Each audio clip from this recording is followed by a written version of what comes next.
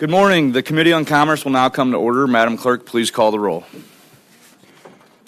Vice Chair Castile. Here. Sorry, Chair Castile. Here. Vice Chair Wilson. Happy to be here. Representative Butts. Here. Gregg. Here. Kimball. Here. Mansour. Here. Mayhew. Yes. Miller. Here. Peters. Here. Seitz. I have received.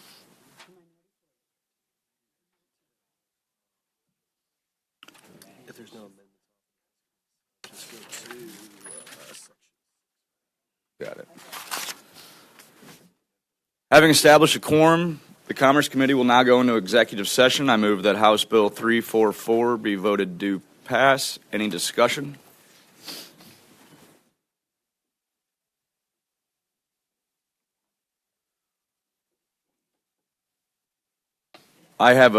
Seeing none, I do have a House Committee substitute ending in .02C. It has been distributed, and I move for its adoption. Any discussion?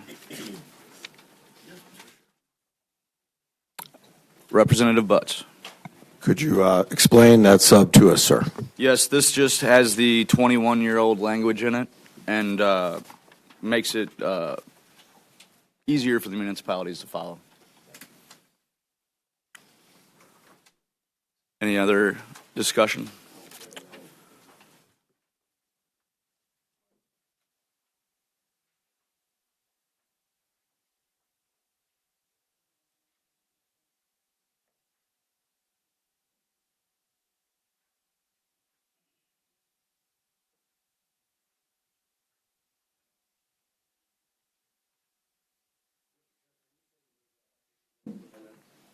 Yeah, it just deals with the municipalities and adds the 21-year-old language.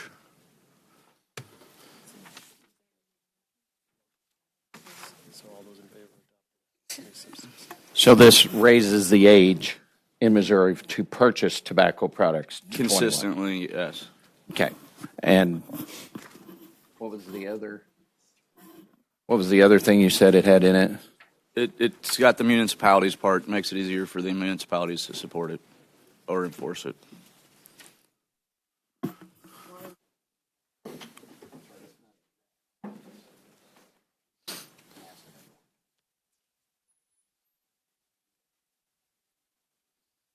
Representative Miller. Yes, Mr. Chair, I was just taking a look at this. It does say to purchase, but it also says to sell. Have we evaluated how many businesses will be impacted by 18-year-olds that can no longer be employees where these products are sold? No, the committee has not evaluated that point, but the bill sponsor and the industry have requested this amendment be added. The age of 21 is going to be a statewide, if not federal-wide issue, so we might as well just use that language today. Understood. Thank you. All right. So now I go. All the. All those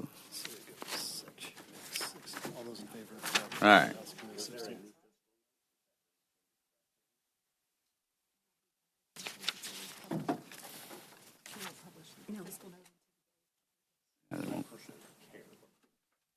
Not at this time. All right. All those in favor of adopting the House Committee substitute signify by saying aye. Aye. All those opposed say no. The ayes have it. I now move that House Committee substitute for House Bill 344 be voted to pass. Any discussion? All right. Please call the roll. Chairman Castile. Aye. Enthusiastically, yes. Representative.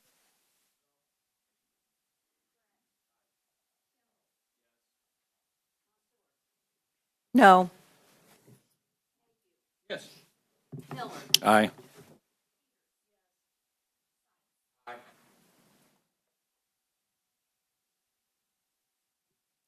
All right. The bill passes 8-2.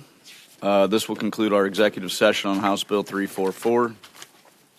We will now go to the next bill on our list for executive session with House Bill 437. I move that House Bill 437 be voted to pass. Any discussion? Seeing none, Madam Clerk, please call the roll. Chairman Castile. Aye. Vice Chair Wilson. Enthusiastically, yes. Representative Butts. Aye. Gregg. Kimball. Mansour. Yes. Mayhew. Miller. Aye. Peters. Yes. Seitz.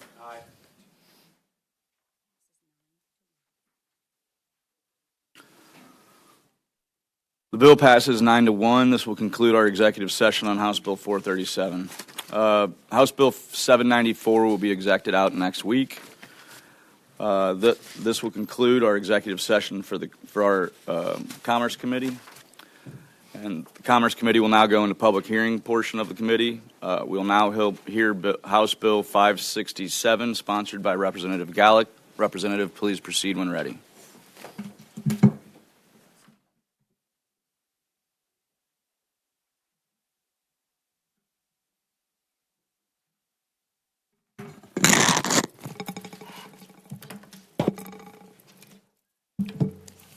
Good morning, committee.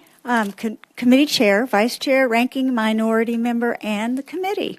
My name is Representative Sherry Gallick. I represent District 62. I represent District 62, which is Cass and Bates County. I am here to present House Bill 567. House Bill 567 is essential to ensuring the continued success of businesses across Missouri, both large and small. Many business owners have reached out to me concerning the provisions of Proposition A, particularly the sick leave mandate. Implementing this mandate will be burdensome, forcing some businesses to reduce their workforce or even close their doors entirely.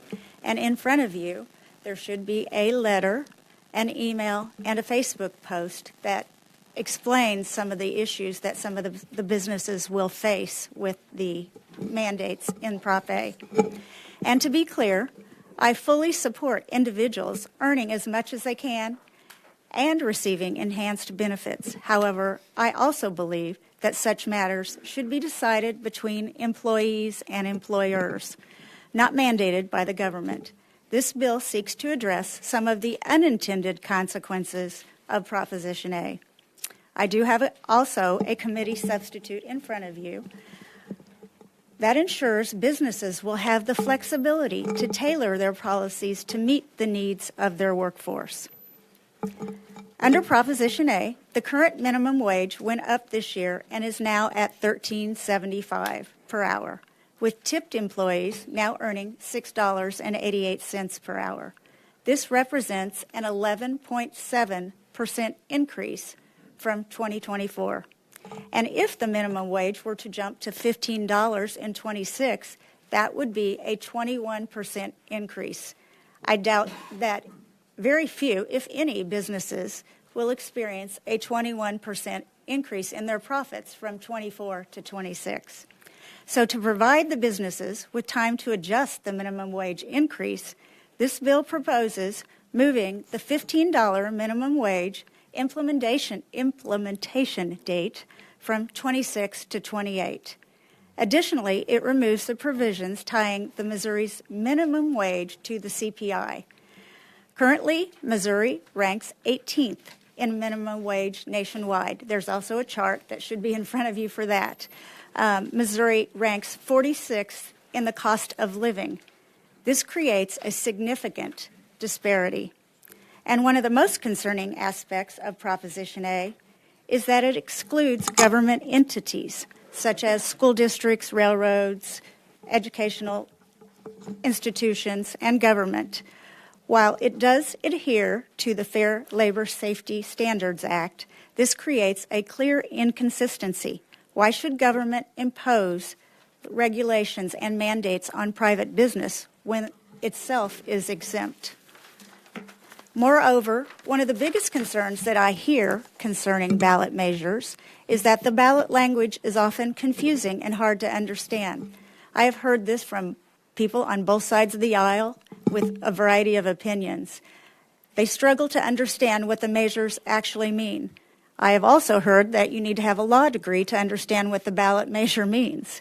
I have very good friends on both sides of the aisle, and the comments are always, what does this ballot language really mean?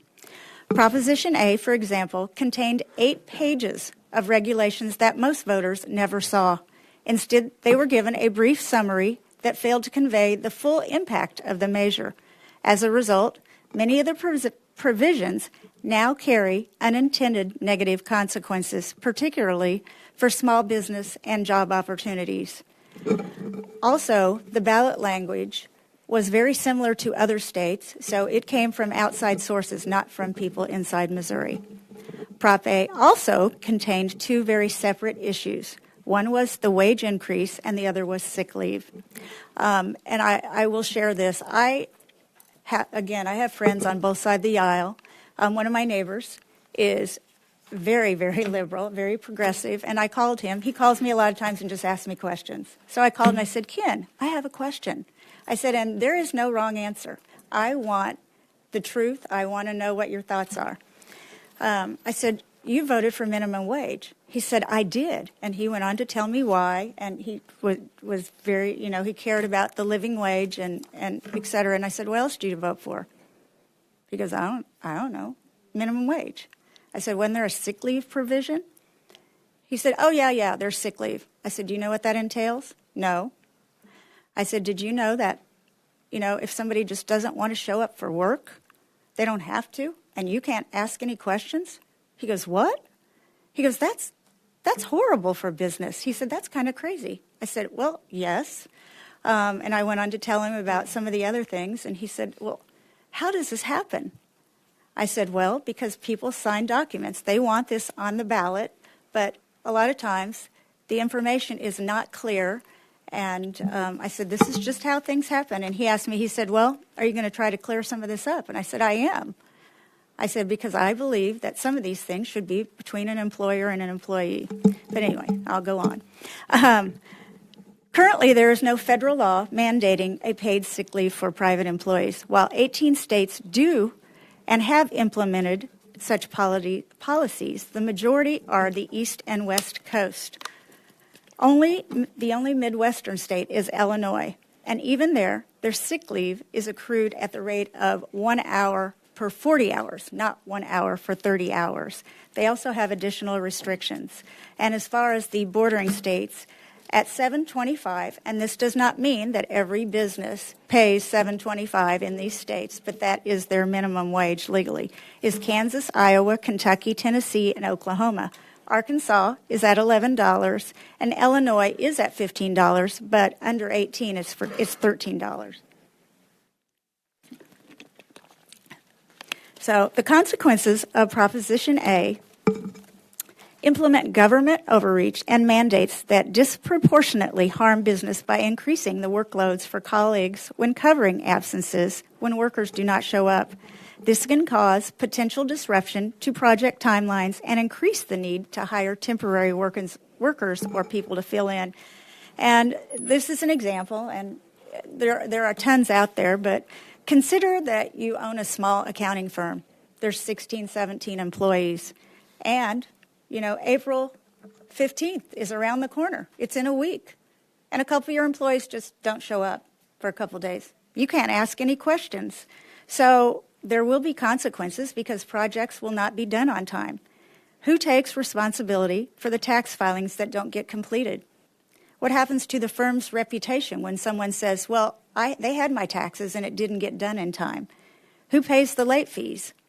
And, yeah, you can probably ask for an extension, but again, that's a burden on the business. And you have to have more labor. So that's just one thing. Real-world scenarios highlight why one-size-fits-all sick leave mandate is impractical and costly. And as mentioned before, I have heard from numerous business owners across the district and the state. Some businesses fear that they may be forced to close due to the excessive costs that are imposed by Proposition A. And beyond the financial burden, Prop A introduces a new legal risk for employers. Under the mandated sick leave, potential abuse is nearly impossible to address. Employers cannot ask an employee why they were absent, leaving them vulnerable to lawsuits for merely inquiring. And another example is if you are in the restaurant industry, you have an employee that doesn't show up for a couple days. 3 days, I believe that you have to tell them why you don't show up or have a doctor's excuse, but 2 days. But consider you have some kind of illness that is contagious. If that spreads, you're putting that restaurant and that business at risk. You can hurt their reputation, and they can even be sued if you were to inquire and say, why were you sick, just to make sure that they don't have anything that is contagious. So it puts the business in a bind. Another reality for small business and anyone who has started a business is cash flow. Cash flow is extremely important in the early stages. Mandating paid sick leave leaves an additional financial strain on the business cash flow, potentially driving someone out of business or even discouraging entrepreneurship altogether. Workers have a choice, and Missouri is an at-will state. That means employees can leave their job at any time. If a worker is dissatisfied with their pay or benefits, they have the freedom to seek better opportunities. Employers across the state are actively looking for dedicated employees, and the free market, not government, mandates shouldn't dictate wages and benefits, not the government. House Bill 567 is necessary in protecting Missouri businesses from unintended consequences. I want to see Missouri flourish. I want the economy to continue to grow. And that only happens when we ensure that businesses have the flexibility to adapt and to continue providing jobs for our community. Also, I have a few statistics. 51% of business owners is all that go on vacation. 67% of business owners or leaders work while on vacation. I have a story about that, too. When I worked for Sara Lee, I remember taking my son to D.C., and in the morning I'd order room service and let him eat and watch a little bit of TV, and I'd check my emails and do all my stuff, and at one time he said, "Mom, can you not do that?" I said, "Well, it's hard for you to understand, and this is only an hour, in the morning, but I said, if I do this every day, then I don't have to work as hard, and I know what's going on, and I can keep up with things." So business leaders and business owners don't punch a clock. 33% of business owners or leaders work at least 50 hours, and 70% of business leaders and workers work every weekend. So this is a very complex and complicated thing. That's why I've brought it forward, and with that, I will take questions. Representative Mayhew. Thank you, Mr. Chair. I agree with everything you said, and apparently that's all on the House Committee substitute. But what I did notice is that there wasn't much in there about what the bill originally says or does. So here's my question to you. Was this House Committee substitute your original intent? Yes. Then why didn't you just do that bill instead of this bill that changes a few dates? Because at the beginning, I wanted to get something filed, and if anybody knows me, I'm not thrilled about public speaking, but I do my homework, and I wanted to go out and have time to do research and to talk to businesses. And the biggest thing that I heard was not putting this off; it was the sick leave mandate. I mean, almost every business that I spoke to said that was the biggest issue. With minimum wage, they don't like it, and it's costly, but at least when someone is working, there's productivity. When somebody is not there, you have to address that, you have to plan for that. It may even cost you more than just the loss of that productivity. It may cost you, the whole day of the business. So that is why I kind of had a vague bill in the beginning. And we've all run into that challenge. I've never seen one to be this big of a difference between the filed bill and the House Committee substitute, but I have had bills that certainly added significant parts to them. On the original bill, the bill that we're actually talking about, is we changing these dates. What was the reason to change those dates? I mean, I can think as a business person why I would want those dates changed, but what were you thinking on that? The minimum wage? Is that what you're talking about? Changing No, the date? just says earned sick leave can be accrued from commencement or employment. Instead of it saying May 1st, 2025, you change that to January 1st, 2026. So just moving it from May to The January. committee substitute it took out paid leave altogether. So the reason for the minimum wage change was actually, I just did a general calculation of CPI. CPI is generally 2 to 2.1% a year. I thought, okay, I'm going to err on the side of caution. I did a 3%. So with 3%, you don't get to $15 until 28. So that is why I did that to 28. Plus, the biggest thing that I heard from businesses is they want time to plan. You know, right now, this was not planned. None of this was planned for their business when they actually did their business planning. Yes, Yeah. they knew in November, but, you know, a couple of months, that's a hard No, thing to implement. I agree with all that. You know, these people out here that's wanting $15 an hour, they need to come to my district because I don't know anybody that's paying less than $15 an hour, Yeah. Including Lowe's, Walmart, McDonald's, all of them.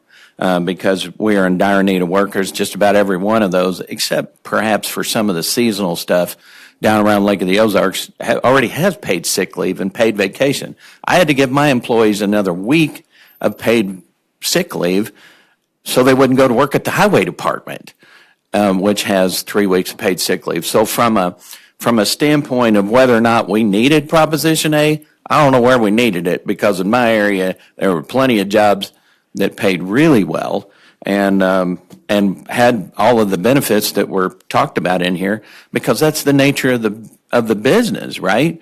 It's supply and demand and competition. In order for me to keep my employees, I have to do these things, but I didn't need the government to tell me to do that because there's plenty of places you can go to work out there for that kind of thing. No, I appreciate what you did here. My concern is that your bill was, we can still file bills up till next week. So there was probably time in there to do that. But I'm okay with the House Committee substitute. It was just my curiosity of how we went from what was filed to the House Committee substitute, which you're presenting. So. And again, it was new. I mean, it passed in November. Hey, live and learn. I didn't file very many bills my first year. Last year I filed some. Now it's like, okay, jump in. So I learned something new here every single day. It will continue to be that way as you move forward. Thank you very much. Thank you, Mr. Representative Chair. Butts, To inquire. please proceed. Thanks, Mr. Chair. Appreciate you being here. It's going to be darn important to see that committee sub, but we'll move on to some points just on your testimony. Okay. Thanks for that. Let's start with right at the end of your testimony. Mm-hmm. Boy, you were spinning at-will employment, that is a huge protection for employees, and I'm telling you that at-will employment in this state is a huge protection for employers, not employees. Employees certainly free to come and go. At-will employment, and this was such a huge thing that happened even when COVID was out, the employer may terminate for any reason, without a reason, except for a small handful of reasons. So, boy, to spin that, I was just like, that one jumped off the page to me. You'd said several times in your testimony, numerous constituents of businesses contacted you. What's your definition of numerous? 50? Okay, several contacted me, but I have... Several like 5 or 50? No. Okay. I've talked to probably 25, 30 businesses. Okay. So 25 to 30, and okay. industries like the Restaurant Association, which he is here, and other entities. Oh, no, there are, but you just said your constituents, and I was curious because okay. I didn't have a similar experience, but, we come from different parts of the state. In your testimony, you said, this bill mandated by the government. This bill was passed by a statewide vote of the people. I mean, are you saying that really the people of Missouri, in a certain way, we are the government, right? But aren't you kind of pushing that definition a little if you say, by the government when it was a statewide grassroots effort. I just think that's important. We're listening to the will of the people, right? Yes. I mean, I'm listening to the will of the people. I don't know that these bills are in the spirit of that. So I was just curious on that with the government. You know, the increases in the minimum wage, real quick, that you had said, you know, this recent jump, and we've had several recent jumps in the past, I'll say about 4 or 5 years. Part of that is just playing catch up. If we would have, and I mean, you know, this is my 7th year, I don't have much more time to go in the House, but that being said, I've been saying since my first time here, if we would have done to everything we do a CPI indexing, if the minimum wage would have been indexed to an inflation rate of any type over the past 30 years, we would be above 15. But slowly and gradually, every employer would have been able to adjust because it's much easier to go from $12.75 to $13.10 to $13.60. We're just trying to play some catch up. So I appreciate the CPI thing now, but it's just correcting not having done that for decades in the past. Do you see any validity to that point? Well, I think when you look at CPI, you have to look at Missouri as a whole. Businesses in Butler, Missouri probably are very different than businesses in Kansas City. The hard thing with a lot of this is one size does not fit all, in my mind. And if it was a level playing field and, you know, everybody made the same money and things were all consistent, it would be different. It also, to me, I live in Kansas City. Kansas is 2 miles from my house. Now, granted, their minimum wage is $7.25. Again, I doubt that very few people make that. But the more mandates that we have on things, I can look over to Kansas. I live right next to Overland Park off of 135th Street, where there are tons of restaurants. You cross over to the Missouri state line, and there are very few. So it gives the business owner a little bit more leadway with how they conduct their business. Okay, thanks for that. I spent a lot of time in Kansas City, got a lot of family there. I'm like, tons of great restaurants in Kansas City. I think just our guest speaker yesterday was bragging about the barbecue in KC. He overlooked the barbecue in St. Louis, but we'll forgive that. You know, is it really your opinion, because you mentioned the CPA firm 1718, so, you know, it's well known. I have this insurance business. I have 25 employees. Most of these employees, and I think it's small business that you're referring to, most of the employees, and this is anecdotal, have been working with the owner and or the owner's family for a long time, and there's a lot of loyalty built in. This is just my lived experience. Do you really think that because now we have this mandated slow and steady accruing of some sick leave time, the people that have been with you for the last 10 years, who have not been calling in sick unless they're truly sick, are now just magically going to change their behavior? I just sort of reject that as a reason to object to this bill. Do you have a comment on that? Well, I agree with you. There are employees that have worked places for years. They contribute. They feel valued. But that is not always the same in every situation. There are employees that will use this to their advantage. Unfortunately, if everybody did what they were supposed to, well, if everyone did what they were supposed to do every day, we probably wouldn't even be needed here. They wouldn't need law enforcement and everything else. So I just firmly believe that this should be between an employer and an employee. And again, you said how wonderful you treat your employees and they feel valued. That's awesome. If all businesses did that, that'd be great. If all employees did what they were supposed to do, that'd be great. But that just really is not how every business is done. I hear you on that, but I would suggest that if you're not just magically going to start calling in sick, my hunch is if you're a slackard, you've been calling in sick already, and this is an at-will state, and I've already fired you. That's just, my opinion. My last point, and I do think it is the one thing that I wish this bill would address specifically, or a much smaller bill would address, and that is, and maybe some other witnesses I know from the restaurant industry can speak to this thing about, in a restaurant industry, it was a good example because we've heard this type bill already and had a lot of debate on it. that it does seem strange to me if restaurants are mandated with knowing why you're sick, because, what if it's hepatitis? What if, I don't know what contagion is critical in a restaurant thing, but I would think it seems like that is the one point that I'm like, boy, I wish we had a bill, and maybe we should, that just dealt with that one point.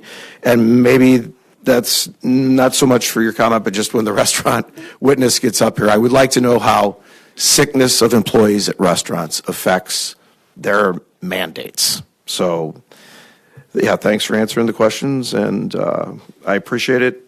Thanks, Mr. Chair. Any other inquiries? Representative Miller, To inquire, Mr. Chair. please proceed. Thank you. So fundamentally, it seems to me, dodging around Representative Mansour here.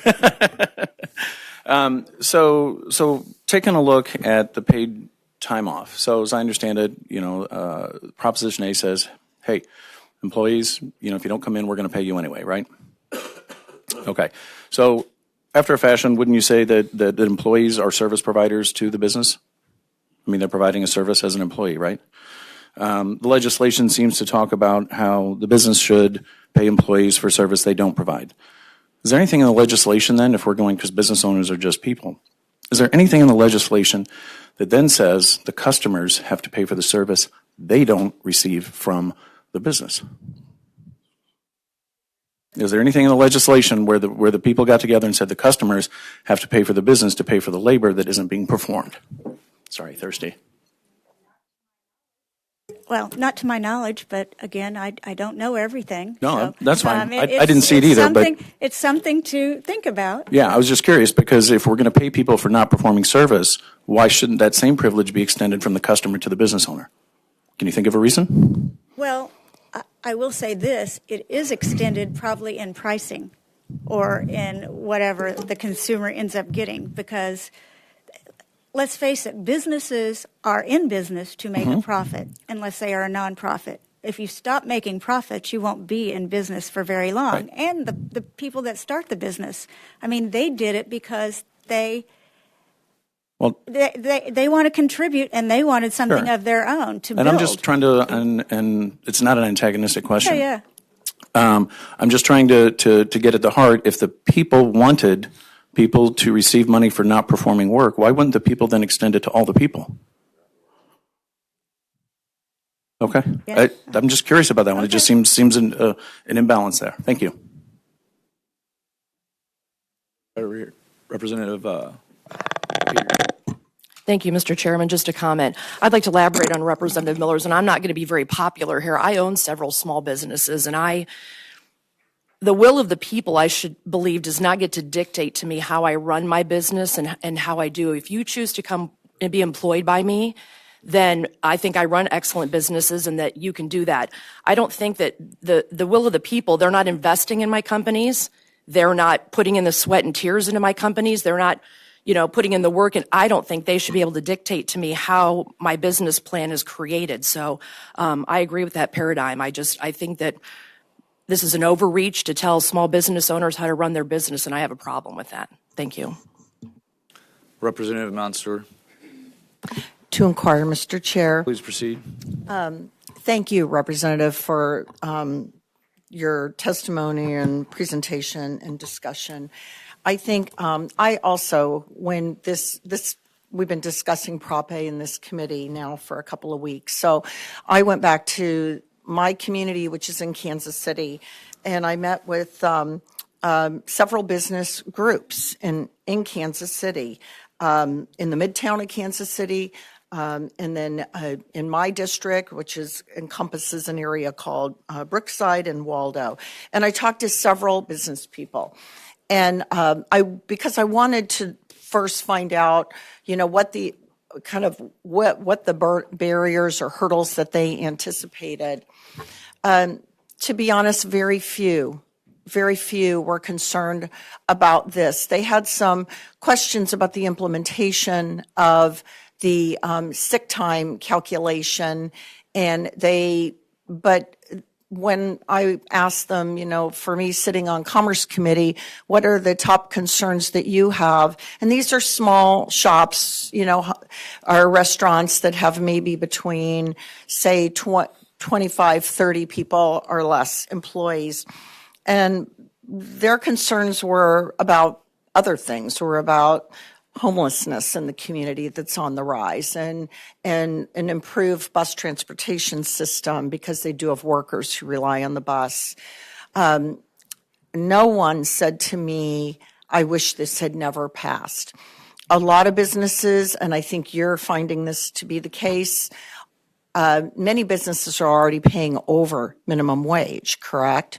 So this is not affecting every single business, but there are industries, some in food service operations, home health care, child care, home-based child care, and other kinds of positions where it does affect.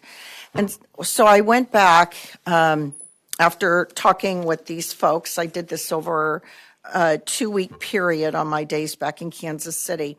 And I went back and I looked at some information, put forth an analysis from the Missouri Budget Project. And it said that when the Missouri unemployment rate went down at a rate higher, even with the last minimum wage, between 2019 and 22, than the state of Kansas and the state of Kentucky. So, for example, the unemployment rate went down by 18.5% with the last minimum wage. In other words, an increase in the minimum wage did not push a lot of employees out of the market.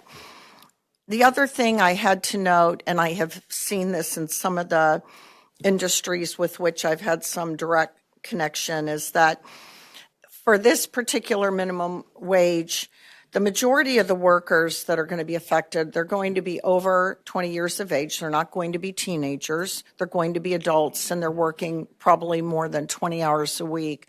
But over 60% affected will be women. And there are a lot of women who are working in minimum wage jobs and are also caring for a family.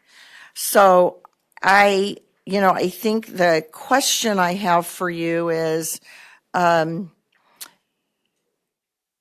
I understand the perspective on dictating to businesses how they pay, but I also know that what's also good for the economy is to have people working and able to contribute to the economy.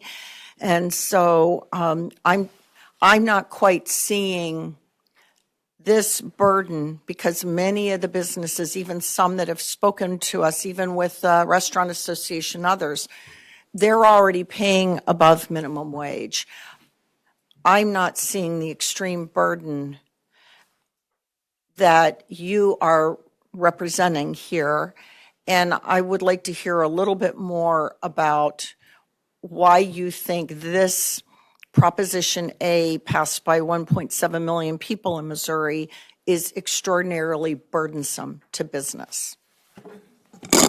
The minimum wage, again, to me, the business is A. That is an issue, but that's not the biggest issue. One of the biggest issues with minimum wage is planning. You know, when you do a business plan every year, you plan for what you think is going to happen. You don't plan, hey, what if they pass X, Y, and Z down the road, which you know nothing about. Say you did your business plan for 25 and had that done by March or whatever. You don't have that planned in there. Minimum wage, yes, many companies do pay more than for minimum wage employees. That's another reason that I think this should be between the employer and the employee. The paid sick leave is one of the biggest things, especially for small business. I don't want to say that it's a small business, big business thing, but a bigger business can likely build a package, and say, okay, you get paid time off. You don't get sick leave, you don't get vacation, you just get paid time off. A big business can do a variety of things. It really handcuffs small business with what they can do and the cash flow. I mean, it does come down to cash flow if you're a small business, so you can stay in business. Those are the biggest things that I've heard, and I did hear from a lot of people, and I think that, yes, businesses want to make money. I'm not going to dispute that. That is why they are in business. But, I mean, to put mandates and handcuffs on some of the businesses, I just don't think that that is what we should be doing to build our economy. Floor Leader Ani, thank you for gracing us with your presence. Thank you for allowing me, Mr. Chair, to inquire. Please proceed. Okay, good morning. Good morning. How are you? Peachy. Excellent. Love snow. Well, you and I agree on a lot of things, Representative, but this is not one of them. So I have some questions. First of all, I will say I think it is likely very disappointing, not just for me, but to be presented a bill that we don't have in front of us. I don't think the sub has been distributed to the committee. Is that correct? I sent it last week. I don't. The House Committee sub? That might have been my fault. I was under the impression the subs were distributed at the time of exacting, but I do have a copy of it if you want it. I think the committee would love that. Thank you. So that is frustrating. Not your fault, though. Did you know that Missouri is 35th in wages currently in the nation? 35th what? In what way? They were eight. If you rank it from top to bottom, we are 18th in minimum wage. Okay. Probably just looking at different lists. I got that off the most current, and I gave it to everyone. Okay, You didn't I'll take get a a look. copy because you weren't here, but I got that purposely because it shows that we're 18th in minimum wage, and there are some states that have a few variations, like Oregon. Portland has a higher minimum wage than the rest of the state. There were some other things that had a few different things, but we are at the bottom of the list. We are 47th on cost of living. Thank you. Excellent. Okay. I'll take a look at that. Thank you. So I've heard you say a few times this morning that these issues should be between an employee and an employer. Do you agree that collective bargaining is something that should be should be able to take place between employees and employers without government interference? It depends on the industry, but I think, everybody has free will if the employees have a union and they want to, be with their union, that's their choice. So that's really not in this bill, so I don't really want to get into that, but that's a whole different dynamic. Okay.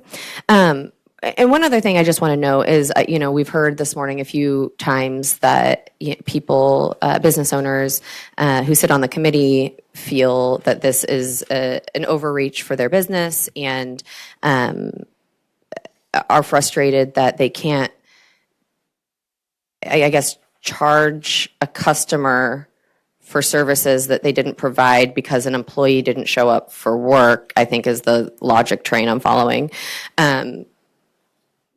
But one question I have for you is, do you not agree that business owners take on risk when they start a business, and part of that risk includes their employee structure? They do take on risk. That's why I also believe that it should be the employer's decision. They take on risk for their life. Most of them, put all of their earnings, all of their savings into a business. So that's why I personally believe that that's their lifeblood. So yeah, it is a risk to hire anyone.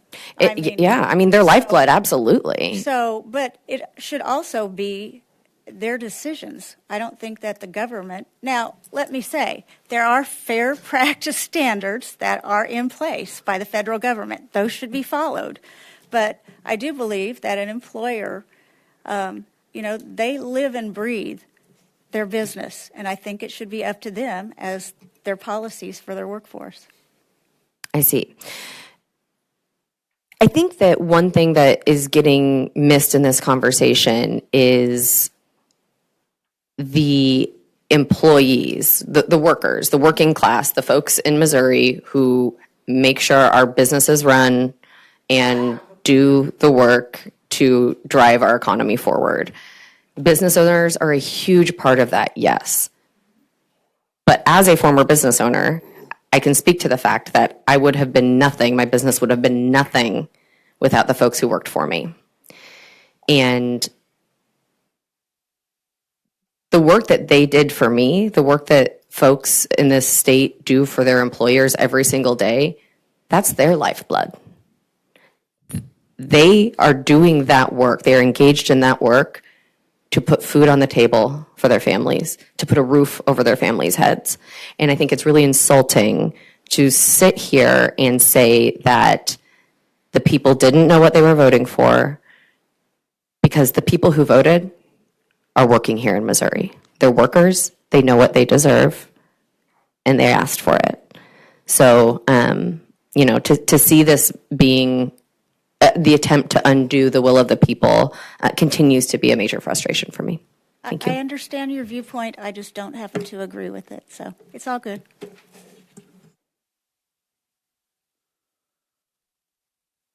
Representative Wilson. To comment and inquire, and I'll keep it very brief, Mr. Chair. Please proceed. Good morning, Representative. Thank you for coming and presenting today. One of the things that stuck out to me from a few comments ago is from my esteemed colleague from the city of St. Louis when he made the slacker comment. I think of that scene from Back to the Future where the principal's like, Marty McFly, slacker. Just completely hear that in my head the whole time. I'm sort of a movie guy. But I'm thinking that would not necessarily apply in this scenario as much as you actually really do enjoy the work you do here, and you probably, from what I'm understanding, want to work hard to make sure that we're working on this issue. Am I understanding that correctly? Yes. I want to continue growing Missouri's economy and to do what is right for Missouri. And I think that's something that we all want. I wouldn't presume to speak for anyone else, but I'm making an assumption. We all want to grow Missouri's economy, which speaks to the idea of assuming positive intent, which in the economic development world, we talk about that quite a bit, because if you can assume that the people you're working with are trying their best to act in the best interest of the people they're working for, then I think that helps and goes a long way. I would even make the assumption that this is an issue that's going to affect businesses, obviously, across our state, whether those business owners are from any political belief whatsoever. So I am also understanding, if I'm hearing this correctly, you're not necessarily saying we should undo what happened with Proposition A, or that we should somehow stop it from moving forward. What this really has to do is the various aspects of it and the implementation. Am I understanding that correctly? The minimum wage implementation, yes, in the bill it is postponed. It doesn't take it away. It will be implemented, but it's not implemented next year. The paid time off, yes, it does take it out. Okay. That would be left up to the employer and the employee to work out. So, to the best of your recollection, what would you say are the largest costs that a business owner incurs in running their business? What are the largest costs they have? Labor. Okay, so it's like payroll and benefits. The two together would be their largest cost. It's not their cost of goods sold. It's not the price of raw materials. It really has to do with the workforce. It does. Okay. So the reason I'm asking these questions is it would stand to reason from the way you presented here today that you'd be willing to work with the members of the committee to make sure that this gets done correctly. Am I understanding that correctly? I think we all are here to make sure that legislation gets done correctly. So I will always listen to anybody that wants to express their viewpoint. Again, I just happen to believe that this issue, the paid sick leave, should be between the employer and the employee. And there's been several people that said there's wonderful policies all over the state of Missouri. There are cases that there probably aren't. And most of those are probably someone starting out or a small business that can't afford that. So I don't want to see someone go out of business. The first person that did contact me, and it was a letter that's on your desk, not your desk, but there. he said he's thought about shutting his business, and that's in Garden City, Missouri. It is part of my district. He has Garden City Plastics. If he shuts his business, what does that do for the economy there? Because that's probably the biggest business and employer in that little city. That also hurts the Casey's, the general store. They don't have a grocery store already, but it's kind of cyclical, and that's what I don't want to happen. I don't want to see, especially in these small towns, because if one business or two businesses go out of business or just decide, you know what, this isn't worth my while anymore, then it's going to be a whole cycle of bad things for those communities, and I want to see the rural populations grow. Absolutely. Well, the commitment that I'll make to you is that if there's anything I can do to be helpful, I definitely want to do that and work with you to make sure we're doing this correctly. Thank you, Mr. Chair.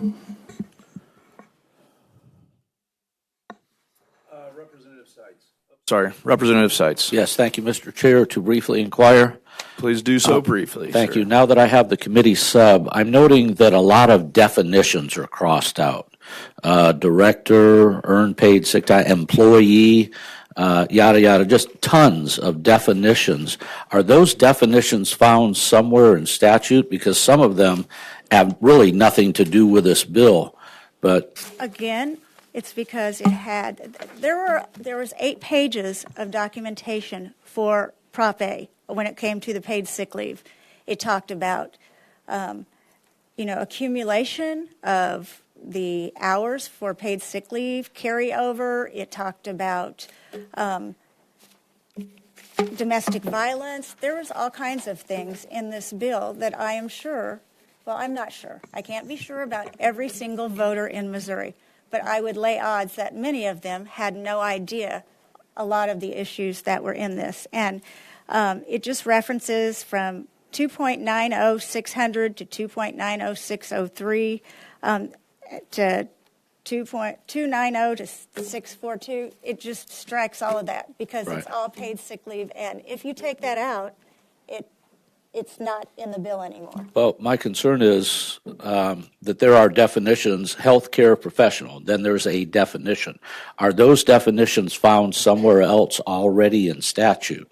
Yes. In the main, I'm supportive of your legislation, and I come from a tourist town, and I've already talked to business owners who may have to fire a couple of employees to actually pay someone else their sick time. So there's actually going to be less people employed because of Prop A. I want to make sure, and maybe someone on the committee knows, that we're not losing We're definitions. not losing definitions. It's just not pertinent to the bill because it's not in there any longer. All right. As long as they're somewhere else in state statute. Yes. Because I hate to reinvent the wheel. Yeah, we are not taking definitions out of state statute. All right. Thank you.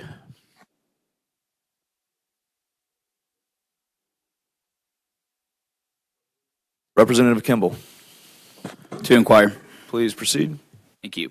Appreciate being with us this morning. I know we're talking about the bill was 8 pages. Seems we're talking about lack of nuances, and then in our last questioning in the committee substitute we just received, we're saying there's a lack of nuance in the bill, but also we're crossing out, 10, 15 pages worth of definitions. Can you speak to these 3 provisions I pulled up in Prop A, if these were crossed out? Employers can choose to limit the amount of paid sick time an employee can use in a year. The law not requiring businesses to pay unused paid sick time.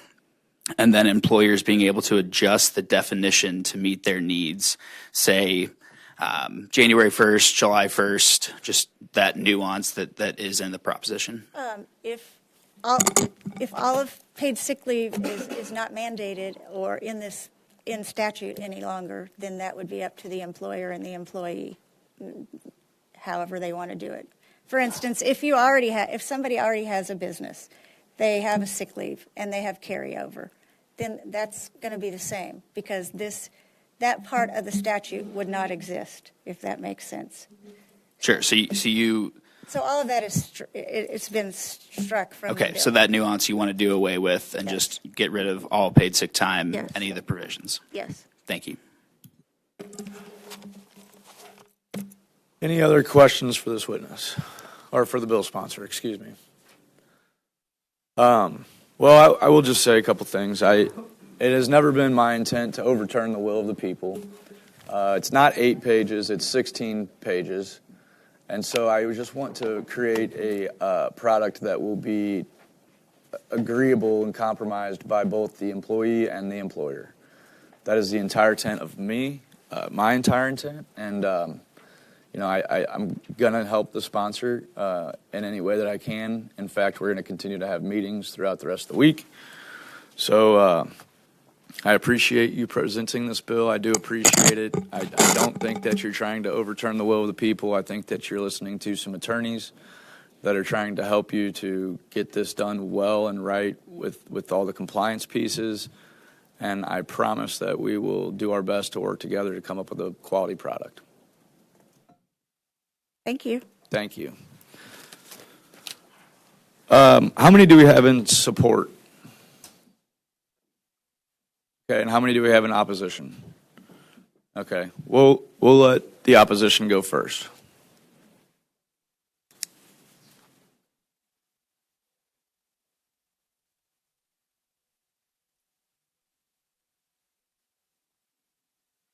Good morning, members of the committee. My name is Ron Berry. I'm a registered lobbyist here today on behalf of Jobs with Justice, and we want to go in on the record in opposition. A couple things I'd just like to mention. There was a plan to this. This wasn't something that just started the other day and was thrown out there. I mean, it was 2006 that we first raised the minimum wage in Missouri through initiative, and the CPI was tied to it then. We did it again in 2018 and now in 24. None of these questions were brought up at all during the initiative petition process. And what I mean by that is we have checks and balances in the process. So when the petition is first certified for circulation, there's an opportunity to challenge that ballot summary. That didn't happen. When the petition signatures are turned in and the initiative is certified for the ballot, there's an opportunity to challenge the signatures. That didn't happen. None of these challenges started coming until after the voters approved this by 57%. There is also another process that we have in the General Assembly that has only been used once, and that is where the Committee on Legislative Research brings forth, through the Secretary of State's office, to that committee, the petition that is going to be on the ballot. I think that went into effect in 2012, and I think we used it once in 2016 or 18, something like that. A couple other things that were mentioned. There was a representative by the name of Shaw, and there was a senator by the name of Kehoe. And they passed a bill that would stop us from having differentiated wages across the state. As somebody had mentioned about Oregon or something like that. St. Louis had raised their minimum wage. After that happened, there was a law that was passed and came through this General Assembly, and that's why we don't have differentiated wages.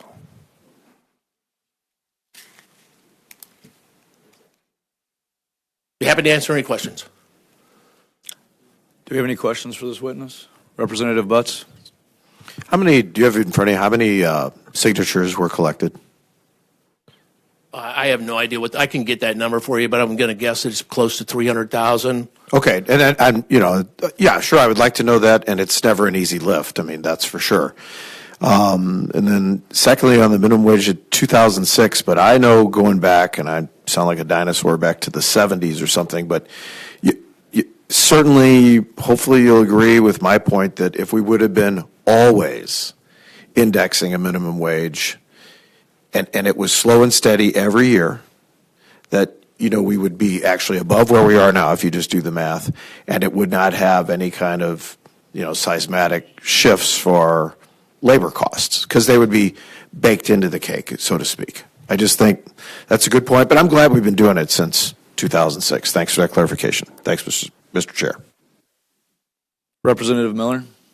Yes, to inquire, Mr. Chair. Please proceed. Pretty simple question. Do you believe people should pay for services they don't receive? No. Okay, thank you. Representative Mansour.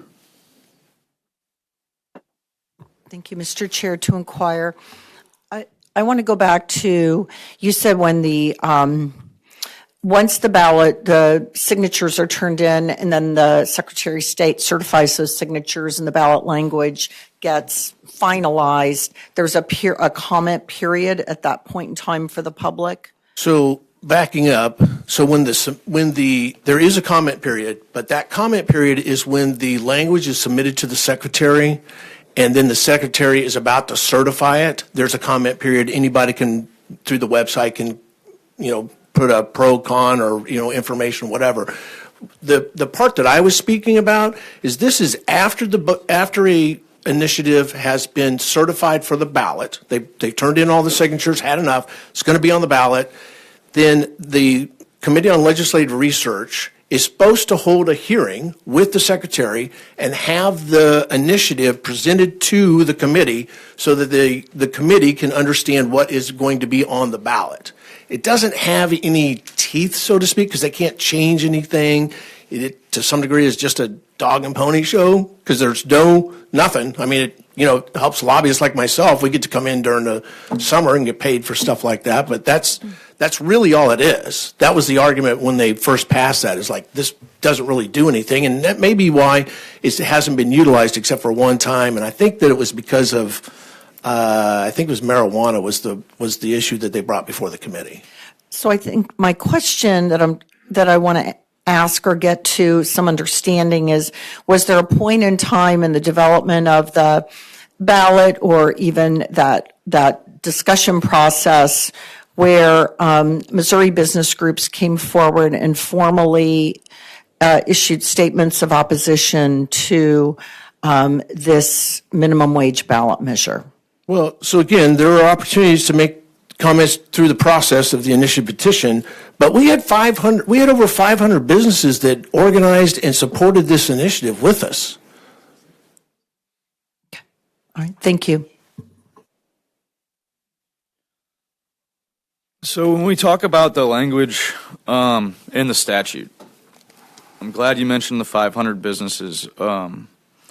But this is pretty thorough, and I think that's where the bill sponsor's intent comes to repeal the entirety of the sick pay stuff. But it talks about, the exemptions are churches, volunteers, it's got... Those exemptions have been around since forever. This isn't new language. Newsboys and golf caddies, the government, the local municipalities. Again, Mr. Chair, that's not new language. But it was already in there. That was before the minimum wage was increased through the initiative in 24. So that wasn't changed with your initiative petition? Correct. All that was changed was the sick pay? So the sick pay was added to the compensation of an employee. Okay. So let's talk about sick pay for a little bit then. Why was it decided that sick pay would roll over year after year without a cap? Well, there is a cap because the employer can determine if they're going to allow that to happen, if they're going to allow for the employee to roll over sick pay. The employee can also, or the employer can also determine how much sick pay they're going to allow, up to 40 hours. Here in subsection 4, or I don't have that in front of me, sir. So it says all employees shall accrue earned paid sick time as followed. Earned paid sick time as provided in this section shall begin to accrue at the commencement of employment or on May 1st, 2025, whichever is later. The employee shall be entitled to use earned paid sick time as it's accrued. The employer may provide all earned paid sick time to that employee is expected to accrue at the beginning of the year. So that May date, that is approximately 6 months from the election. That was why they determined that date. Up to 80 hours of earned paid sick time shall be carried over. So the cap is 80 hours of paid sick time carried over? But again, the employer has the ability to determine how much sick time they're going to allow. I don't know where that is written in the IP language because I've been over it and over it. All I see is that Alternatively, in lieu of carryover, the unused paid sick time can be paid to the employee. So they're basically asking for a raise without warrant, because if upon termination we have to provide all unpaid sick time pay. So I believe that's based on the size of the company. It's can be rolled over an additional paid sick time from a prior year. Employers can cap paid sick time off at 40 hours per year, or for smaller businesses and for smaller employers, and 56 hours for larger employers. Okay, what section is that? Well, I don't have the bill, sir, so I'm just reading off my notes. Oh, off your notes? Well, it would help if you did have the bill, because I could then share You it. didn't distribute the sub. It's not the sub, it's the language that you guys should be familiar with. I'm talking about the actual. Well, I don't have that in front of me. Frappe stuff. But I'd be happy if I can answer your question and get the answer for you.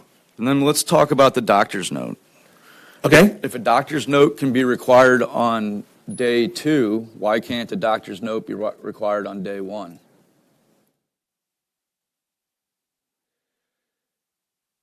Well, first of all, most people don't go to the doctor until they've been sick for 2 or 3 days. So asking someone to get him you can still ask them for the note. You can still ask them if they've been sick. If they've been out 3 days, make them get a doctor's slip. So it's okay for 3 days, but What I'm saying, sir, is there's no reason why you can't ask the employee why they're not at their work. according to the language, there's consequences for that. There's liabilities that it puts the company at risk for asking about their sick pay, or whether or not they're legitimately sick. Can you read that to me? I think one of our guests will bring that up, but because, like I said, my intent was only to require the sick note for day 1. If you want to get paid, then get to the doctor, have them check you out, get the note, bring it in, we'll pay you, no problem. Well, one thing that I can say is, as we do in this building often, we look at what other states do. And of the other 17 states that have paid sick leave, all of them have the 3-day. And then what did you say to me in the hallway about profits? I was concerned about whether or not people if profits were considered over people. That's what I said. So what do you think a person's intention to start a business would be? I have no idea what someone wants to do when they start a business. Well, the motivation to start the business is the profits. And to fight for those profits means to adjust your cost of goods to your consumer, or to lower your overhead. Those are the only 2 mechanisms, because you've got insurance, you've got taxes, you've got utilities to keep the lights on, you've got work comp, you've got health insurance, you've got all these incentives that the employer is already trying to provide so that they can be competitive to earn the opportunity with the other applicants. But then in order for us to stay profitable, even marginally profitable, we have to raise our prices. And so I just, again, don't understand how this is going to stop us employers from raising our prices to make up the difference, because it's not people over profits or vice versa. But we've already heard that $15 an hour is being paid. That's also the state minimum. That's the minimum wage for a state employee. I think that's where the issue with the sick time comes in. Let that be an incentive, or just require the. So where's the cost on the sick leave? The requirement to pay somebody while they're gone, or is it the cost of trying to figure out how to track it? No, I mean the IP language covers employees' families, doesn't specify who that could be.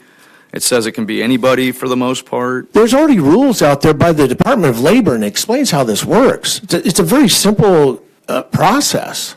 No, we're talking about PTO. We're not talking about defined. I'm talking about them giving you examples and guidance on how to do that. That's what I'm talking about. Yeah, but it's still the choice. The choice should be with the employer. If the employer chooses not to provide PTO, Don't hire them. If You I was just can in the middle of determine who you making a hire and who you don't hire. if the employer doesn't offer PTO, then they lose the chance to attract good employees. So I would say that that piece, the sick time piece, is not disputed if we can just request the doctor's note, because that would satisfy everybody. At least me and my company, I would be satisfied with that. You're right, the minimum wage doesn't directly affect me, but it does indirectly affect me, because the cost of living is going to go up, the cost of food, the cost of clothes, the cost of everything is going to go up to keep up with the other people that are now getting more money. So it's all relative, and it's all a domino effect. So all I'm saying is that if it was meant to be reasonable, it would include the doctor's note, and that's all I'm saying, is that it should have a doctor's note requirement. So I don't believe there's anything in Prop A that precludes any employer from discipline an employee. All right. Well, thank you so much. Do we have any more questions? No. Okay. Thank you, sir. All right, thank you.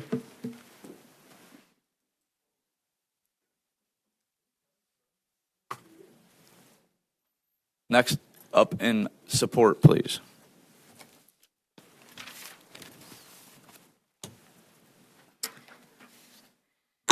Good morning, Mr. Chair and members of the committee. My name is Kara Korches. I am here today on behalf of the Missouri Chamber of Commerce and Industry. We are in strong support. We believe that this bill is needed to protect jobs and our state's economic competitiveness. I don't think it's any surprise to you all that we strongly believe in our state's system of free enterprise.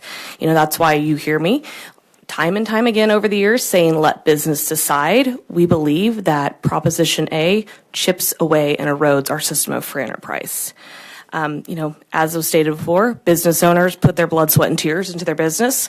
And in our system of free enterprise, it allows business owners to make decisions that they see best fit for their workplace. And this is a very slippery slope once we start on this. It's minimum wages, it's paid sick leave. What's next? Is it the dress code in your workplace? Is it the days that you're allowed to be closed? Again, it's very slippery slope. But I do want to point out, because there's been a lot of talk about, employers essentially just not necessarily thinking about their employees. And I wholeheartedly disagree with that. Employees are valued by businesses. Employees are their greatest assets. You cannot make products without employees. You cannot provide a service without an employee. And so that's why we encourage all of our members to pay competitive wages and benefits. And the tough reality is, in this current labor market, you're not going to have an employee if you aren't doing those things, because they will go down the road to the sign that says we're hiring, that will pay them that wage or will offer them that benefit package. I strongly believe that this proposition is a job killer. And I don't say that to be inflammatory, but there's data behind that. We conduct an annual survey of business leaders across the state. These are not just our members. We conduct a survey of members, non-members in every region of the state, every industry, every size. This is not a survey monkey that we're putting out with leading questions. We commission an actual pollster to do this. They started a few weeks ago, and we're just starting to get top-line results back. I asked the pollster what the result was on our question on Prop A, and the result is quite staggering. He found that more than a third of Missouri business leaders say Prop A will cause them to hire fewer employees. When we look at Merrick data, this is back from 2022, we had 217,000 private sector employees. That's key because remember, this proposition is only applicable to private sector.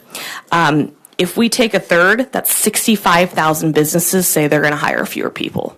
That's killing jobs because of the cost, because of the onerous requirements in it. I do want to address some of the questions that came up from the committee. Representative Seitz, this is not what Representative Gallick's bill or committee sub does. It's not striking the definition universally. Employee, healthcare worker is defined in a lot of different other sections. That is just striking the definition for this because she's striking the paid sick leave mandate. But to go back to some of the chair's questions, on our firm belief and interpretation, and this is not just me in a smoke-filled room coming up with this interpretation, this is talking to employers, talking to attorneys, that employers cannot ask why someone is sick without the potential for a lawsuit. What Proposition A does, it sets up a new cause of action for employers. So what that means, if Representative Peters asks one of her employees, hey, you were out 2 days, what's going on? They could sue you.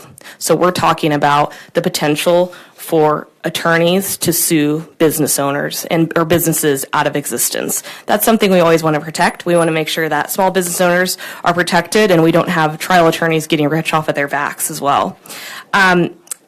The proposition does indeed allow carryover of 80 hours of paid sick leave year after year.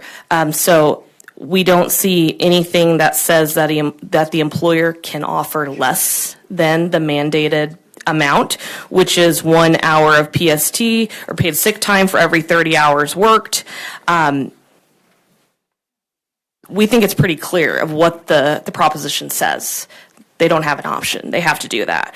And when we talk about the cost of paid time off, it's not only, of course, you're paying someone for a product not made.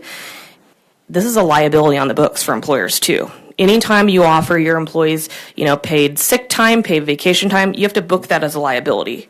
Your accountant is going to tell you that. So that's a demarc already. It's not only when they're not there, it's what's going to show up on your books as well. And I'm sure any business owner could attest to that as well.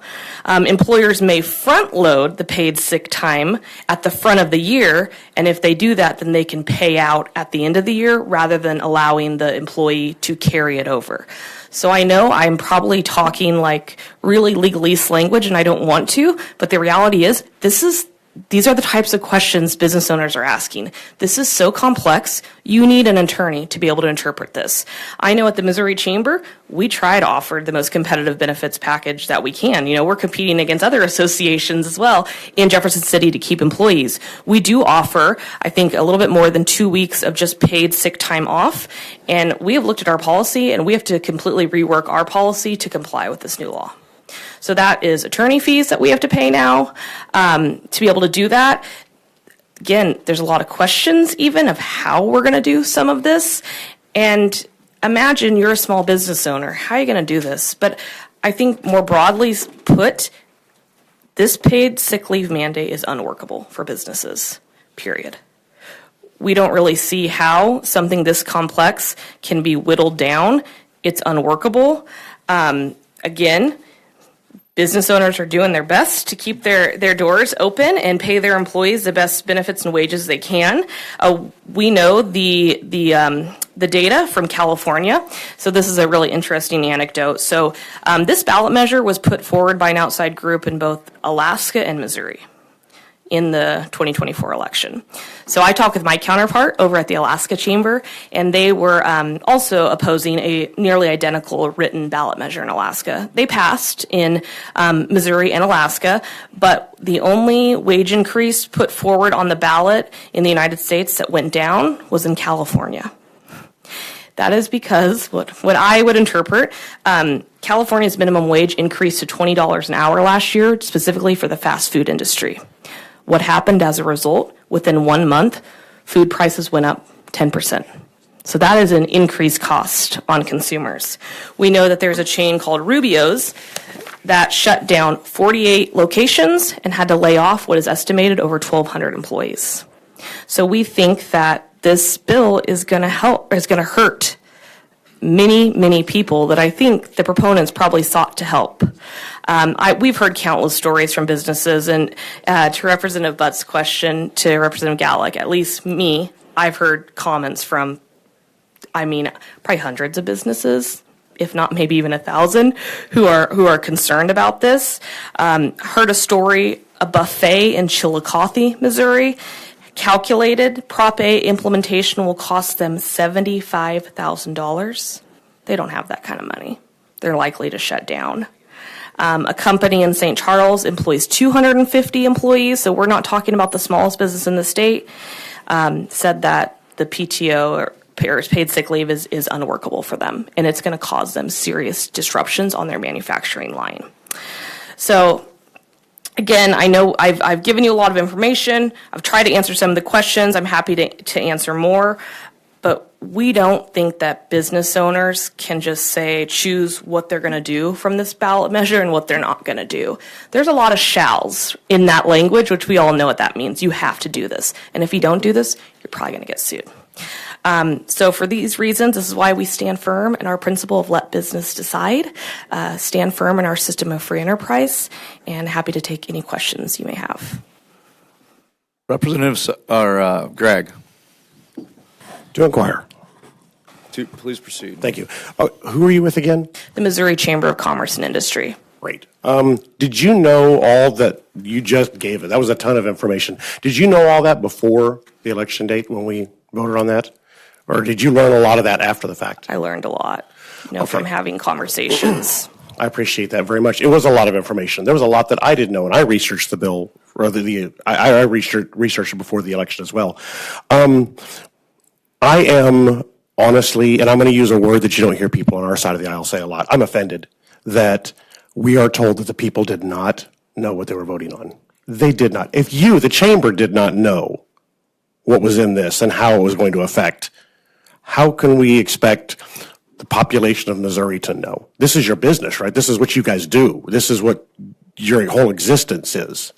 And you guys didn't know all this. That's a lot of information to unpack, and I appreciate you bringing it to us. Thank you. Representative Butts. Please proceed. Thanks, Mr. Chair. Good to see you. Congratulations. First time you're testifying since you're the boss, so. Thank you.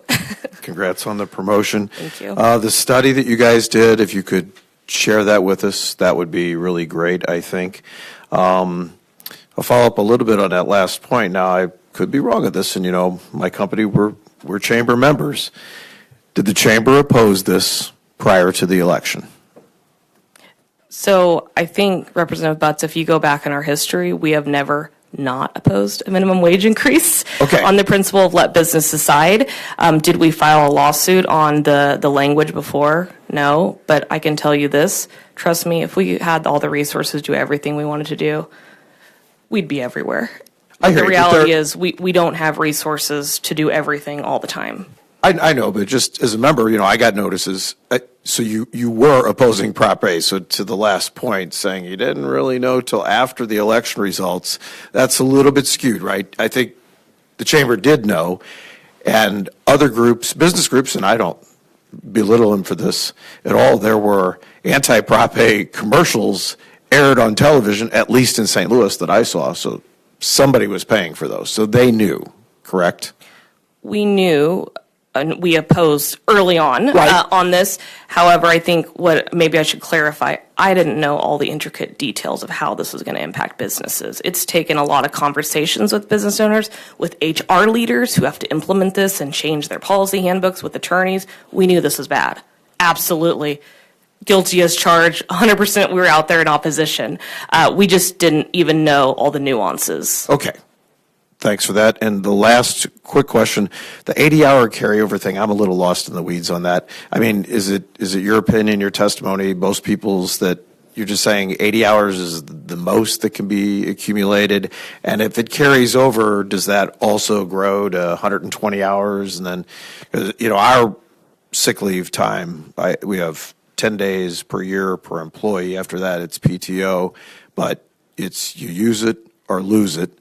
And amazingly, I'll just say my employees, it's not like everybody calls in sick in December saying, I got 7 days still to go. That's just not the way it happens. They actually don't come into work or work remote when they are sick. So I'll just a clarification on the 80-hour carryover provision. So that employees are allowed to carry over. So I don't think employers can stop them necessarily from carrying over year to year.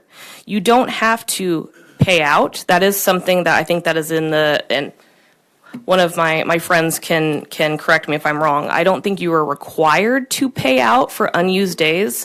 In some states, they do make you, if it's vacation time, et cetera, you have to pay out. Right. But you are allowing them to carry over. And then from my understanding, they're still allowed to accrue. And accrue. If you could just do a little dive in the accrual thing, because if you do that math, of course, you could get to hundreds of days if you can both carry over and accrue. So I'll leave it at that. Thank you very much. Thanks, Mr. Chair. Representative Miller, then Monsieur. To inquire, Mr. Chair. Please proceed. Thank you. So when I look at all this detail, I can't help but ask the question, who's behind it and why? Because that's an awful lot of legalese language to be claimed as a grassroots effort. Do you have any insight on who's behind Prop A and why? I know from... and what they might have to gain from it. So I think just to state on what's publicly available, because I mean, I don't think I can speak for what they're trying to gain. Looking at the funding, which is publicly available, I don't want to talk about political campaign finance in this setting, of course, but what's publicly available is, I think, a group that put in the most amount of money. It's called the 1630 Fund, and I did some research. They are a kind of a political group, I should say, and they are managed by a DC consulting firm. This is not a Missouri-based group. This same group is the same one that also pushed this ballot measure in Alaska as well. Anybody else that you're aware of?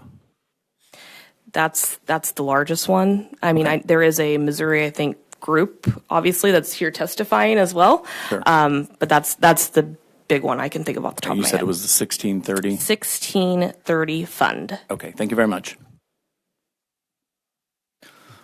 Representative Monsieur. Thank you, Mr. Chair. To inquire, Please proceed. I wanted to hear a little bit more about, in the survey, I know you have members of all sizes, right? And so did you break down any of that information by businesses were on the smaller side? And I'll tell you why I'm asking this question. Because my understanding of Proposition A is that companies with gross annual sales of under $500,000 a year are exempt from Prop A. And so, I mean, that's what I've read. And so therefore, a lot of very small businesses will in fact be exempt. For example, my daughter has a small business. She has 7 employees. She pays far beyond minimum wage because she's investing in talent and it's crucial to her business, but she will be exempt from any minimum wage or sick time payment measure. So I wanted to know who responded to the survey and if you have done an analysis of the companies that would in fact not, that would not be exempt. Is it the people who are over $500,000 in gross sales are opposed? Is it the people under? So I'm happy to give you that breakdown. I think I stated before they're finishing up, so I don't have all of the delineated data. These are just top lines. But yes, if you gross under $500,000 as a retail or service business, you are exempt. I will say, though, that $500,000 is pretty easy to meet. And so a lot of your small businesses are not going to be exempt from this still.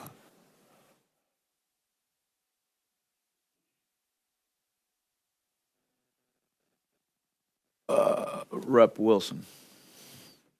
Thank you, Mr. Chair. To inquire. Please proceed. Yes, sir. Good morning, Kira. How are you doing? Doing good. How are you? Very good, thank you. A couple of questions. How many members does the Missouri Chamber have?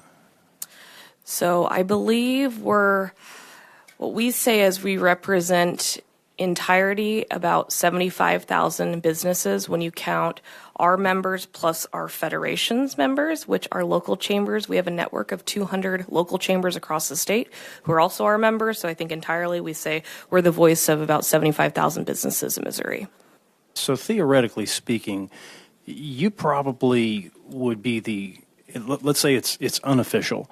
You guys are the expert unofficially for businesses in Missouri. Would that be a safe statement in your opinion?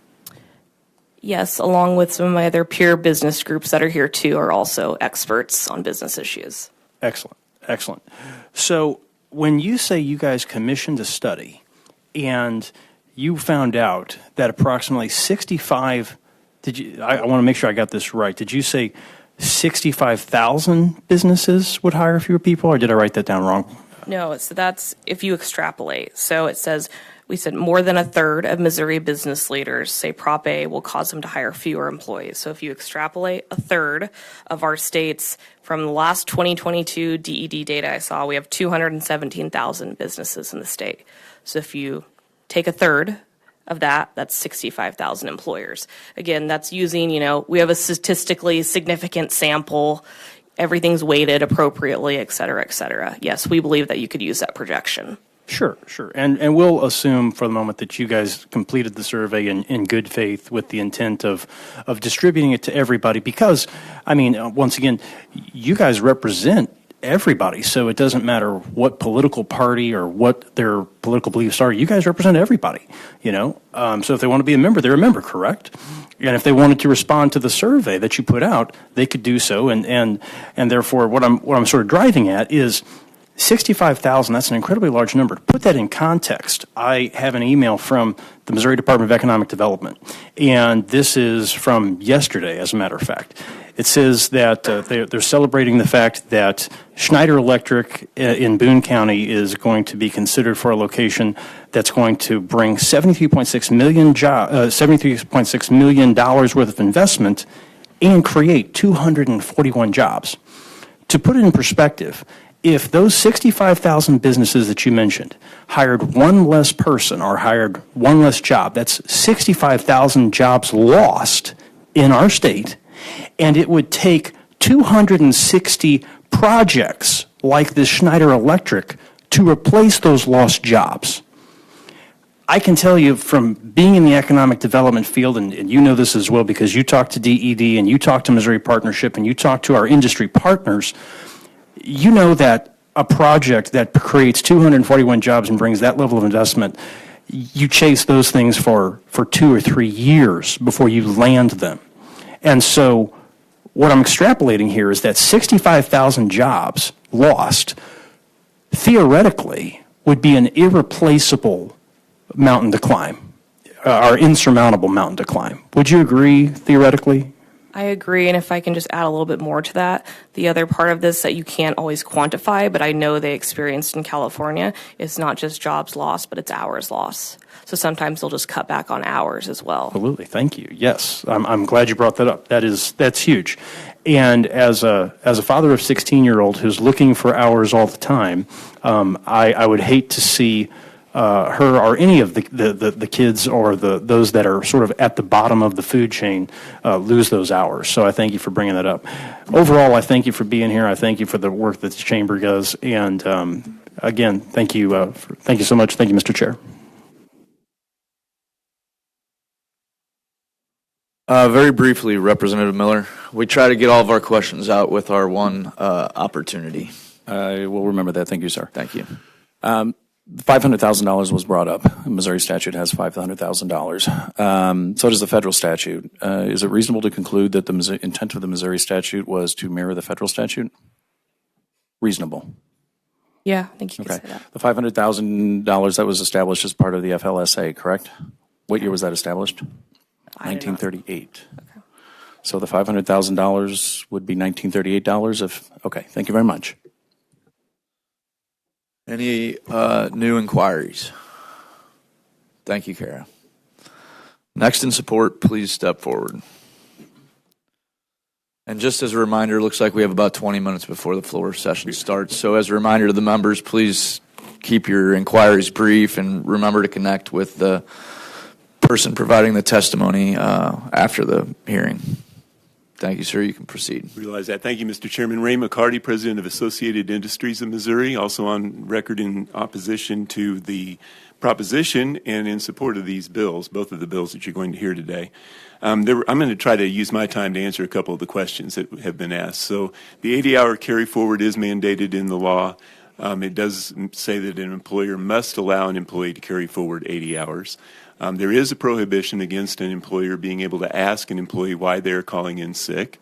That's in section 290.630. And if you are looking, it does require the employer cannot require the disclosure of details relating to an employee or an employee's family member, health information, domestic violence, sexual assault, or stalking. The reason that it's such a concern is that also the provision allows lawsuits to be filed against employers if you deny the use of the sick leave, or if you use that use of sick leave in any employment decision. So we've all worked around people who may call in regularly to work. Most employers have some kind of policy to prevent abuse of their sick leave. If you try to take action against an employee, or if you even don't promote that employee and you promote another employee, there's a special section that allows you to be sued as an employer. Big problem. Now, when we talk about the will of the people, that was something else that was brought up, is what was the, are we overturning the will of the people? It would be interesting to know exactly what the will of the people is. In fact, we filed a lawsuit because there were multiple questions contained in this one question. At the very minimum, they were asked, do you want to increase the minimum wage? Do you want to increase or have paid sick leave? Those two things were on the summary. Those are two very different items. A business owner may have wanted to support one. A member of the public may have wanted to support one and not the other. So we don't really know what the will of the people was. Minimum wage was the first thing that was in there. Paid sick leave was the second thing. But one that wasn't even mentioned in the ballot title was paid domestic violence leave. That wasn't even mentioned in the ballot title. That's a big component of what is in your bill that would be repealed. There's already unpaid domestic violence leave that we allowed to go through a couple of sessions ago because it was unpaid. This would say you have to provide paid sick leave for domestic violence use for yourself or a family member, and it can extend to things such as trying to help the person find a new place to live. So you have an employee that can call in sick and say, I'm sorry, I have to go and help my daughter or son or whomever find a new place to live. That you have to honor that. You have to pay them the leave. So I'm happy to answer any other questions that you have, and if I missed any, I apologize. But we did do a survey of our members as well, and actually we threw it open to anybody who wanted to participate. What we found through the results of the election was that in 87 of the 114 counties, this did not pass. It failed in 87 of 114 counties. The vote was carried by the most populous counties in the state, the top 10, and all of that information is on our website if you'd like more details. But we did ask about 118 business owners, 119 in some questions. We asked them what they thought about this, and not surprisingly, 83% supported completely doing away with the paid sick leave requirements. 96% said that employers should have sick leave policies and be able to enforce those policies, which they cannot do under the existing language. And then eliminating the specific section and allowing lawsuits against employers, that rated 96%, removing that. 78%, and really it was of those that expressed an opinion, wanted to do away completely with the paid domestic violence leave because it wasn't even listed on the ballot. It wasn't even listed in the ballot summary. The only way you would have known about that is to have dug in deeper and read the rest of the bill. There were questions about why we didn't raise some of the concerns that we have in the lawsuit earlier in the process. And I can tell you, very early in the process, there were at least 10 of these different proposals that had been submitted for signatures. And on the Secretary of State's website, if you look at all of the different proposals that were out there, it was hard to tell which one's going to go, right? We did not pay close enough attention to that early on in the process, but by the time we figured it out, we couldn't file the lawsuit until after the election results were certified. And we did let our members know after we became aware of some of these things. After reading the title was very different than all the details that went along with it. And once we got into all the details, we started putting that out to our members as early as right after the primary elections. And so we did try to educate people, and it is a significant burden on business, and we ask that you provide relief for that burden. And happy to answer questions. Thank you for your testimony. Doesn't look like there's any questions. Thank you. Thank you, sir.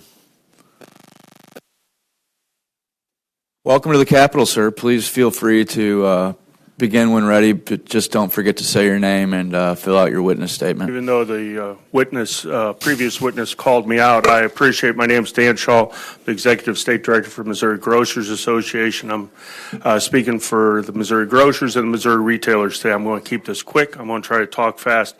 Thank you for hearing all the bills about Prop A. I think it's great that we have had this discussion. Representative Mayhew very early asked why was this one bill focused at that and not the whole thing. Immediately after the passing of the election, our members were telling us this paid sick leave, we can't comply with it. We can't comply with it by May. So she was listening to businesses on what their immediate reaction was. And she's continued to listen to the community of business and everything, and that's where I think the committee sub will come in. Did anybody go to the grocery store in the last 48 hours? Thank you. And thank you to those employees that were there that decided not to take PTO that was unauthorized. The grocery industry are essential workers. The one thing COVID did was prove that food is required on a daily basis. Some of us too much, some not enough. But we need to remember that we have to be able to expect our employees to show up. That was it. Sickness, we've beaten that up. I can't ask why you're sick. Food safety, please. It's minimum wage. If you remember a couple weeks ago, we had the lady from the dog groomer, 11% increase for her. That's the same for all of us over the first year. Second year, next year, it'll be 21%. We are a 1% to 2% business. The math doesn't work. But you guys have all said, and I've heard it over and over and over, well, you guys pay over 15. But if we put the floor there, you all value yourself versus others in your place of employment. I would think maybe you think you're more valuable than the person that just showed up day one. Your experience. Prop A does not account for that. I feel like I have a value to offer to the Grocers Association, more than the gentleman or lady who will replace me someday. Does that value not stay in there? This Prop A will not only affect the minimum wage, it will have wage compression from top to bottom. With that, I would introduce a new word, a new definition maybe. We've heard food deserts. Welcome to business and retail deserts if something doesn't change with Prop A. And with that, I'll take any questions. Representative Peters, To comment. please proceed. I'm so glad you're here with the Grocers Association. So I'm gonna ask you, can we just do a quick economics lesson? So when this all goes forward without any fixes, what happens to the cost of food at your grocery stores? Well, the cost of our food is going to go up because all the supply chain up to us has made this increase. So then if we have to pay more for our people to provide, to put it on the shelf, to get it there, what have you, prices are going to go only one direction. So are you tired of That's hearing all. about the price of eggs right now? I just have two words, avian, bird. Sure. So the next Boom, time 3 someone words. gets on and talks about how the price of eggs are, I can say, well, then I guess if you voted for Prop A, that you were a contributor to the cost of the increasing cost of eggs. Well, I would say that if you look at propositions brought forward by people have unintended consequences, this is one. But if you look to the California policy that is causing so much of this avian bird flu problem was brought by a proposition as well to make sure all those birds were cage free, which increases the chance of avian bird flu transmission. Thank you. We've killed flocks. And I've talked to a member who has several stores in the Rolla area, and they are 100% behind this. I'm sure you've talked to them. I know Representative Mayhew has as well. So Keep up the good work. Thanks for providing our food. safe quality product. Price of eggs. Have a good day. Thank you. Buy them by the dozen. Next up in support, I assume. I'm in support. Mr. Chairman, my name is Brian Brookshire. I'm the Executive Director of the Missouri Forest Products Association. A unique perspective that I might bring to the opposition is that the forest products industry in Missouri is large. It's about an $11 billion economic engine in the state of Missouri, most of which is coming out of rural Missouri. We're talking about communities that are 2,000 folks or fewer.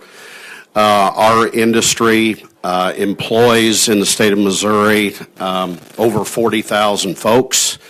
Again, those are all in rural Missouri. Proposition A, I can tell you, will be a significant impact on our industry. We still do hire folks at minimum wage, and that is an issue for us. Paid sick leave will be potentially devastating for a number of our companies, and that when we talk about the $500,000 exclusion, that's for retailers. That does not impact the forest products industry whatsoever. This could be a very devastating issue for our industry, and we're very concerned about it, and we certainly stand in opposition. Thank you, sir. Do we have any inquiries?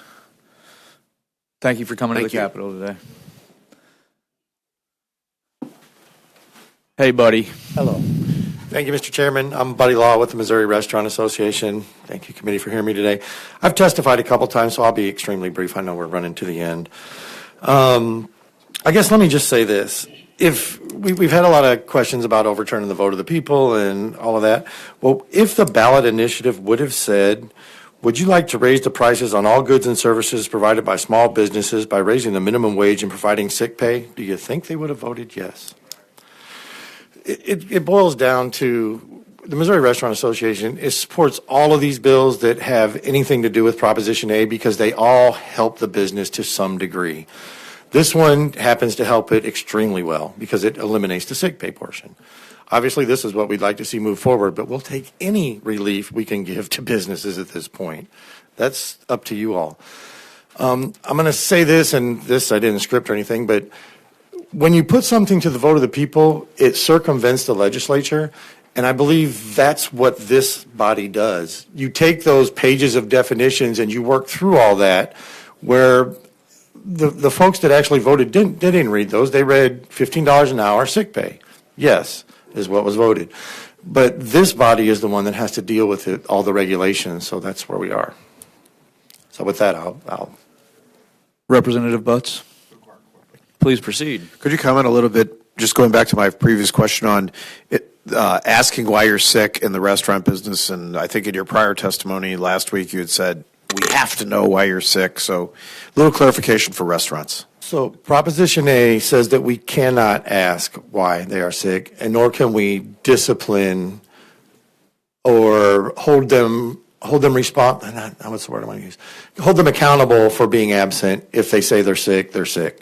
In the restaurant industry, we have to report communicable diseases to the health departments, and that's across the state, that's federal.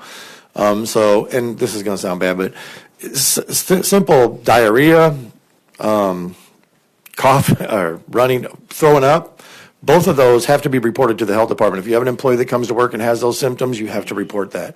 So an employee just calls and says they're sick, and they were sick for 3 days and they worked and we didn't know, that can't happen. So we have to report illnesses to the health department. So you are reporting those now, and you're saying you won't be able to report them. We would be liable to be Because of sued if Prop we A. asked an employee why they didn't come to work today. I just think it's a really important, super important clarification. So that absolutely has to be stricken. Okay. We have to know why you're not at work. Yeah, thank you. Representative Peters wanted me to ask you about eggs. Are they expensive for the restaurant industry right now? They are. But I don't know that has anything to do with Prop A at this point. You can take it up with her offline. All right. All right. Thank you, all. sir. Next up, in support of what bill is it? House Bill 567. Anybody else opposition? No.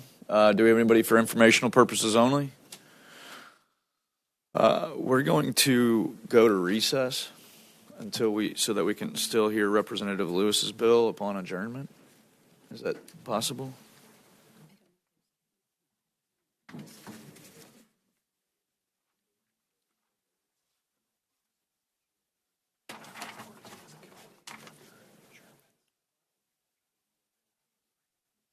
There's literally no time. We got 10 minutes.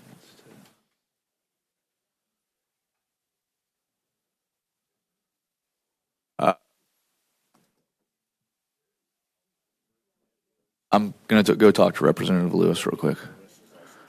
Yeah, he can't do it, so let me talk to him.